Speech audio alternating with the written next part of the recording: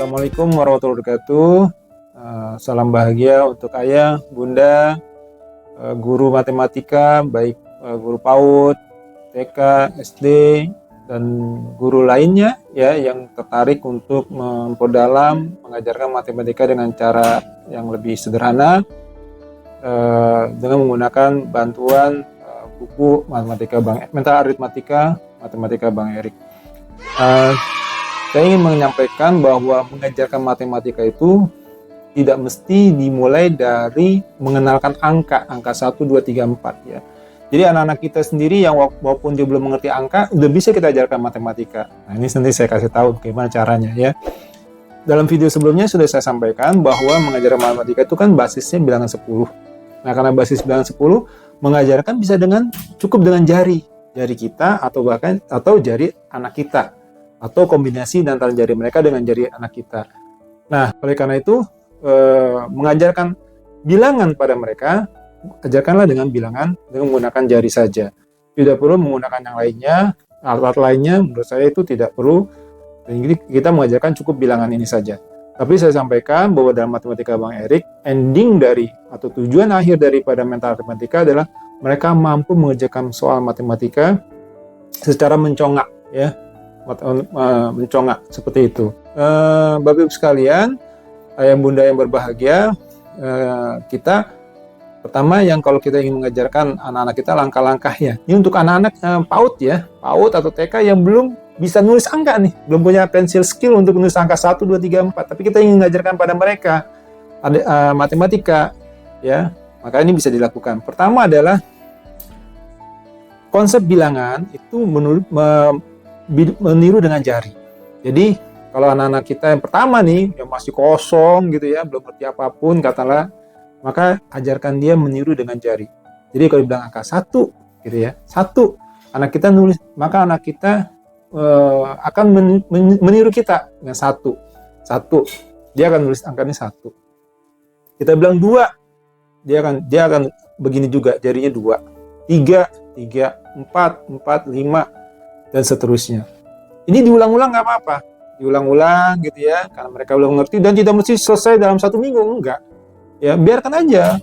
Nanti kalau misalnya kita lagi ngasih makan, kita lagi bermain, atau kita lagi ajak ke rumah kakek atau nenek gitu ya, atau ke tetangga atau pun seperti itu, ya sempatkanlah bahasa 2 menit, 3 menit, misalnya 1, ya 1 dia akan begini juga satunya, ya. 2 seperti itu, 3 seperti itu. Nanti dia akan punya konsep, oh kalau 1 begini, kalau 2 begini, atau gimana, dan seterusnya.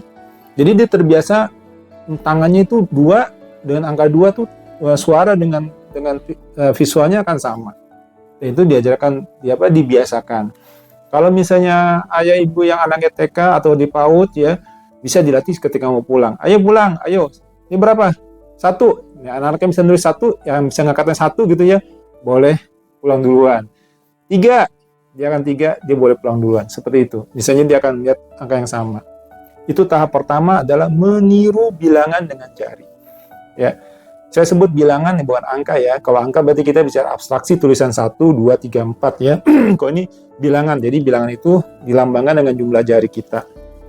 Ya kalau sini 4, ya dia akan 4 seperti itu. Ya. Itu diulang sampai mereka familiar, hafal ya. Tergantung, mungkin ada anak yang cepat, ada yang lama, tapi itu oke, no problem ya. Karena tidak ada target apapun. Di PAUD tidak ada target apapun. Di anak-anak kita TK untuk matematika make fun aja, seperti itu. Terus kemudian langkah kedua, memvariasikan bilangan dengan jari. Jadi kalau misalnya sekarang ini tahap yang berikutnya setelah mereka tahu 1 itu dengan 1, katakanlah dengan telunjuk 1, atau kita bilang 1 dengan jempol, dia jempol dengan 1 gitu ya. Kalau 2 begini, mereka tulis 2 begini juga dengan jari tengahnya dia ya. Maka untuk langkah kedua ya, karena kita konsep bilangan, 1 itu ada 1 unit, bukan telunjuk ya. 1 itu 1 unit, bukannya jempol. Oleh karena itu yang tahap kedua, memvariasikan bilangan dengan jari itu mesti begini. Kalau kita tulis angka 1 seperti ini, mereka bisa bilang 1, tapi tidak mesti dengan telunjuk. Jadi anak-anak kita bisa nulis 1 dengan jempol, ya. Jadi kalau misalnya ibu guru bilang 1 atau ayah bunda bilang 1, anak kita bisa 1 kelingking, gitu ya. Satu, anak kita bisa satu dengan jempol, ya. Satu dengan jari manisnya boleh seperti itu, ya.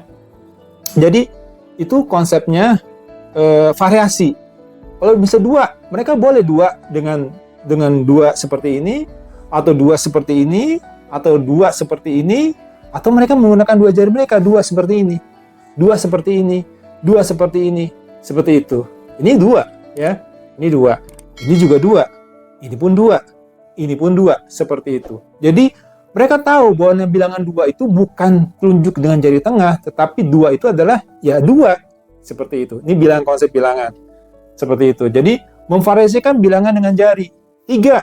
Mereka bisa mengajukan tiga dengan tiga seperti ini, atau tiga seperti ini, atau seperti ini, atau seperti ini, atau seperti ini, atau seperti ini, atau seperti ini, ya boleh. Artinya itu divariasikan. Sehingga konsep bilangan tiga itu dengan sendirinya akan mereka kuasai. Jadi tiga itu bukannya seperti ini saja, ya, atau tiga itu seperti ini saja, tidak.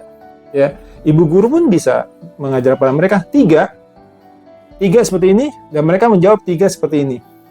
Ya, jadi tidak. Poinnya adalah karena memvariasikan bilangan dengan jari, Bapak Ibu guru diusahakan anak-anak tidak sama.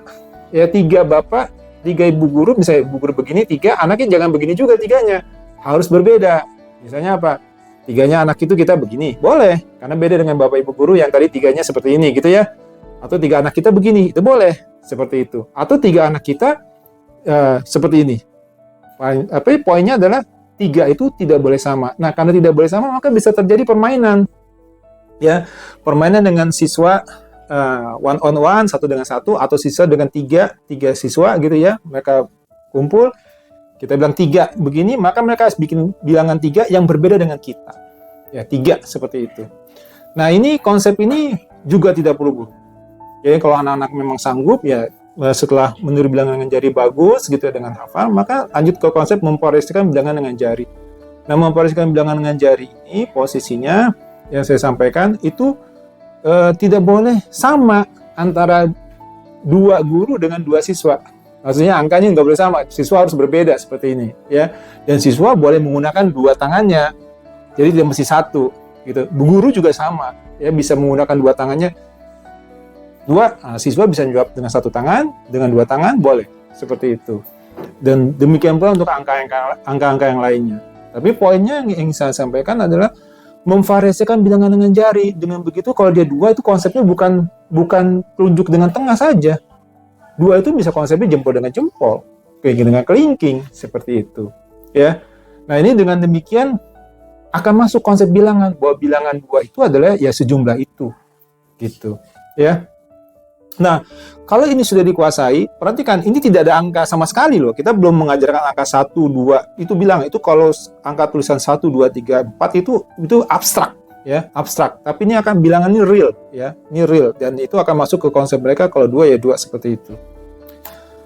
Berikutnya adalah, kalau mereka sudah bisa menjumlahkan, sudah ngerti angka itu akan mudah sekali kita masuk ke angka berikutnya adalah penjumlahan sampai 10, ya, penjumlahan sampai 10. Jadi 3, ya, 3 ditambah 5, gitu posisinya. Dia akan menghitung 8, ya. 2 tambah 3, dia tahu dia akan 5 jumlahnya. Seperti itu. Jadi penjumlahan sampai 10, anak-anak bisa ditambahkan. Ya, kita keluarkan 3, dia keluarkan 5 jadi 8. Kita keluarkan 3, dia keluarkan 2 jadi 5, seperti itu. Atau kita menggunakan angka tangan kita juga bisa menggunakan 3 tambah 2, 5. Otomatis. Ya, 2 tambah 2, 4. 3 tambah 1, 4. Seperti itu. Ya, ini penjumlahan sampai dengan 10. Pakailah jari kita dan juga jari siswa kita. Jadi bisa permainan seperti permainan permainan penjumlahan seperti itu. Ya, kalau mereka menggunakan angka untuk tahap pertama, kalau mereka menggunakan tangan mereka, kita juga menggunakan tangan mereka. Usahakan penjumlahan itu tidak boleh lebih dari 10 untuk tahap pertama, ya. Jadi kalau mereka mengeluarkan angkanya 7, ya, siswa kita mengeluarkan 7 gitu ya, Bapak Ibu guru jangan keluarkan lebih dari 3 gitu ya. Keluarkanlah 2 misalnya gitu, atau 3 atau 1. Sehingga kita penjumlahan tangan kita dengan tangan siswa kita, atau penjumlahan jari kita dengan jari siswa kita tidak pernah melebihi 10. Ini tahap pertama, karena kita ingin mengenalkan angka maksimum bilangan 10. Sebagaimana video sebelumnya saya sampaikan, ini matematika basis 10. Maka yang kita mau tekankan setelah sampai dengan basis 10 dikuasai terlebih dahulu. Seperti itu. Jadi kalau misalnya siswa kita, kita mengeluarkan, siswa kita bilang, keluarkan tangan kamu, ya, dikeluarkan, dibilang sampai sebutkan, dibilang 4 gitu ya. Ibu bapak, keluarkanlah tangannya. Misalnya 5, seperti itu ya. Jumlahnya berapa?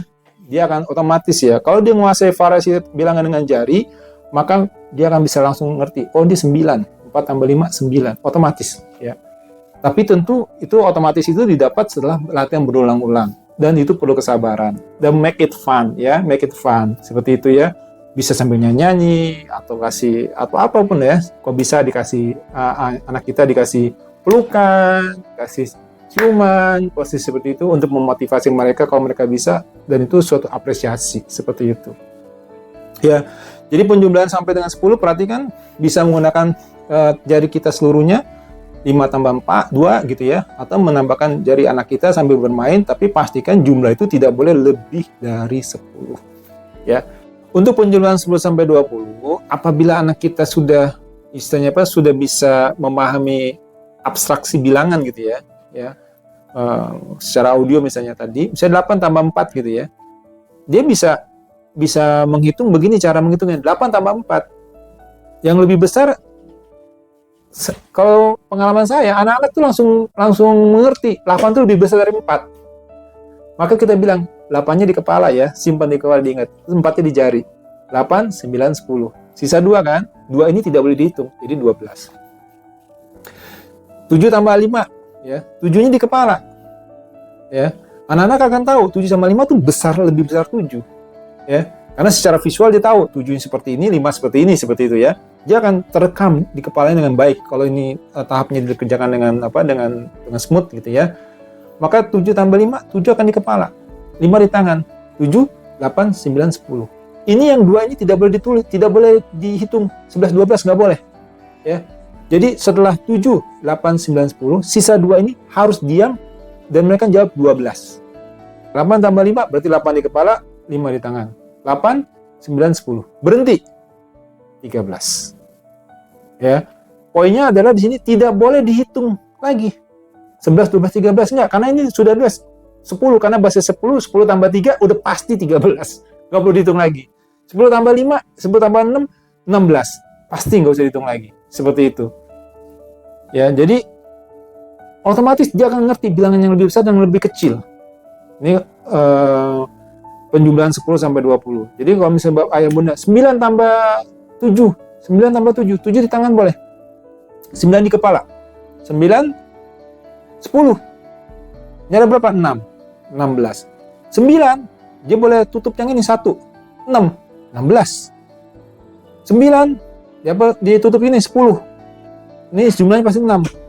16. Jadi yang ditutup 1 itu boleh yang mana saja. Nah, tadi kita bicara tentang variasi bilangan dengan jari. Jadi 1 itu boleh yang ini, boleh yang jempol ini, boleh telunjuk ini, boleh jari ini, boleh. Ya, poinnya adalah tadi saya sampaikan bahwa 1 itu bukan telunjuk, 1 itu bukan jempol. Maka itu boleh digunakan yang mana saja. Seperti itu ya. Jadi penjumlahan 10 sampai dengan 20 posisinya selain tadi permainan angka yang tadi saya sampaikan dengan jari tangan mereka dengan jari tangan kita, ketika mereka bisa abstraksi mereka untuk bilangan sudah sampai, bisa disampaikan menyimpan di memori ya. Ini latihan mencongak juga, basis dasar memorinya dipakai. Jadi kalau misalnya tanya berapa 8 tambah 7, 8 tambah 7, 8 di kepala, 7 di tangan. Ya, 8, 9, 10. Sisa berapa? 5. Berarti 15. Gitu. Sisa berapa? 5. Berarti 15. Itu otomatis ya. Anak kita akan menguasainya. Tahap berikutnya, ini tahap untuk kalau penjumlahan 1 sampai 20 sudah lancar, kita akan beralih ke dalam basis untuk pengurangan nantinya. Nah, basis pengurangan itu adalah pasangan 10. Pasangan 10. Jadi, siswa harus memahami kalau misalnya pasangan, kan kalau kita bicara 10 kurang 2 kan 8. Ya, 10 kurang 4 ya 6 gitu ya. Tapi kita ingin sampaikan benar pasangan dulu. Ya, pasangan seperti ini. 6 tambah 4, 10. 5 tambah 5, 10. 9 tambah 1, 10. Ya, 8 tambah 2, 10. 2 tambah 8, 10. Nah, itu pasangan-pasangan itu secara itu diajarkan sampai mereka hafal. Ya, hafal dan confident tentu ya. Hafal dan confident. Jadi kalau ditanya pasangan 4, 6. Pasangan 7, 3. Pasangan 2, 8. Seperti itu. Pasangan 10, 0. Ini konsep 0 boleh disampaikan sebenarnya di sini nanti ya. Karena berikutnya nanti kita akan masuk ke 0 karena nanti mungkin kita akan ketemu dalam pengurangan 8 dikurang 8 seperti itu.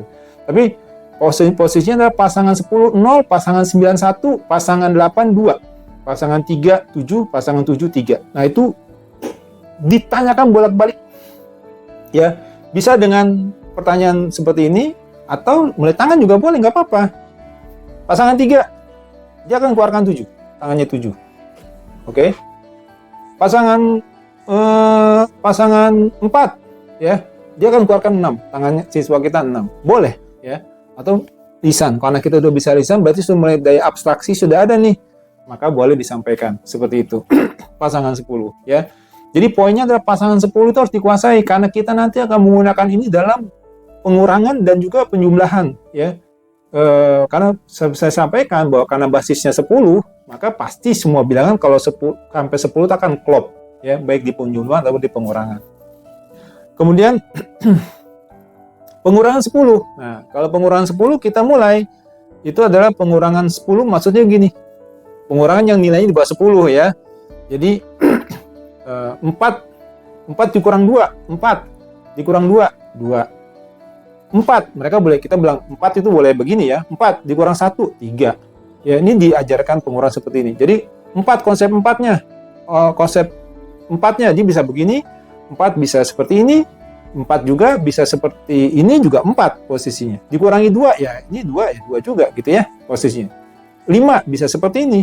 5 dikurangi 1 bisa seperti ini, 5 dikurangi 1 bisa seperti ini, 5 dikurangi 1 bisa seperti ini. Pokoknya adalah 4. Artinya ini pengurangan 10. Nah, kalau misalnya di pengurangan 10, ini anak-anak boleh disampaikan begini. Dikenakan angka 0. 4 dikurang 4, 0. Habis kan ya.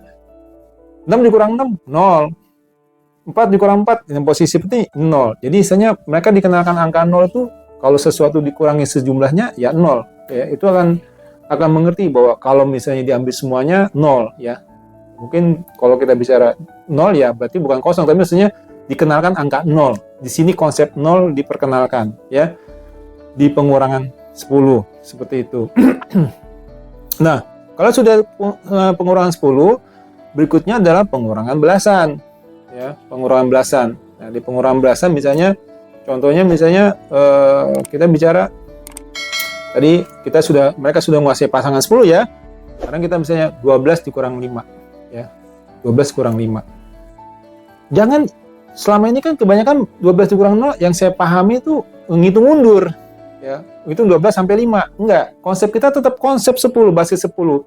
Jadi kalau 12 dikurang 5 karena siswa ngerti bahwa 12 itu 2 tidak bisa dikurang 5 posisinya. Tadi kan sudah ngerti 10 ya. Kalau bilangan 10 tadi kan 8 dikurang 3 ya. 7 dikurang 5 kan bisa ya. Nah, kalau misalnya konsepnya 12, 2 dikurang 5 kan nggak bisa. Dan itu tidak kita sampaikan di bilangan pengurangan 10. Kita sampaikan di pengurangan belasan.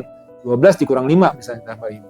Nah, siswa kita bisa tahu 12 dikurang 5, 2 dikurang 5 bisa nggak? Nggak bisa kan? 12 dikurang 5, ya posisinya.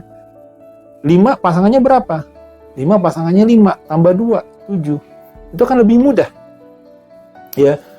14 dikurang kita sebut 14 dikurang 6 misalnya. 14 kurang 6 ya. Paling mudah 6 pasangannya berapa? 4 tambah 4 8 gitu. 13 dikurang 9. 13 dikurang 9 kan 9 pasangannya berapa? 1 tambah 3 tuh, langsung 4 gitu. Jadi dalam pengurangan belasan itu konsep pasangan 10 tadi ya, konsep pasangan 10 tadi itu sangat berguna. Dan itu akan menghindari kita dalam mengajar anak-anak ngitung mundur ya, menghitung mundur. Ya, berhitung mundur. Nah, di situ menurut saya itu akan jadi lebih mudah dan prakteknya akan lebih mudah memang.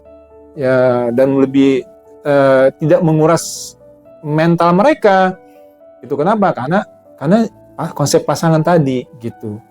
Jadi kalau misalnya tadi Bapak dan Bunda misalnya kita sebut misalnya 15 kurang 7 misalnya. 15 kurang 7 pasangannya berapa? 7 pasangannya 3 tambah 5 8. Seperti itu. 3 tambah 5 8. Dan itu kalau kita ngajarkan secara bertahap ya, insya Allah anak-anak kita akan bisa lebih menguasai dengan baik. Seperti itu. Untuk mengajarkan angka ini kepada anak-anak kita, kepada anak-anak PAUD atau anak TK atau bahkan anak-anak yang belum sekolah gitu ya, belum mengenal angka, tapi kita sudah bisa mengajarkan matematika pada mereka. Seperti itu. Kenapa? Karena tadi saya sampaikan matematika itu bilang 10 itu alat bantu cuma simple, itu jari tangan kita dan jari anak kita. Insya Allah seperti itu. Terima kasih. Assalamualaikum warahmatullahi wabarakatuh.